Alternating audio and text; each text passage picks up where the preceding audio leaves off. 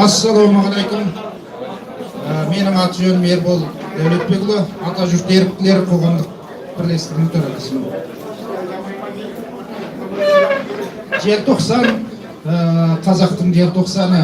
Осы желтоқсанда сан түрлі оқиғалар қазақтың тағдырына байланысты. Болып өтті. Желтоқсан дегенде елең етпейтін қазақ жоқ. Бүгінгі мына ас үйістіріп отырған Жанболат бауырым, саған рахмет. Істеген жатқан ел жұмысы ілгері бассын. Алла тағала қолдасын. Бүкіл ел болып, жұрт болып, осындай берекеге келіп, бір тілек, бір ниетте ұлт жүгін көтеретін болайық. Менің айтпақшы болғаным алда болатын, мынау Қытайларды сабады деген себеппенен ұсталып отырған 5 азаматымызға осындай үйімшаңдығымызды көрсетсек. Сол 5 жігіт болмағанда қарабет болып қалар едік.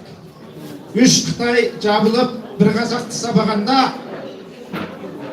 орнынан тұрған, сол жер майданға барған, міне қазақтың мынау ел кімдікі, жер кімдікі екенін көрсеткен сол 5 жігіт. Енді сол 5 жігітті Қазақстанда отырып, арашылап қалмасақ, елдіктен айырыламыз ағайын. Алда болатын осы сотта бір бірлігімізді көрсетейік. Рахмет сіздерге.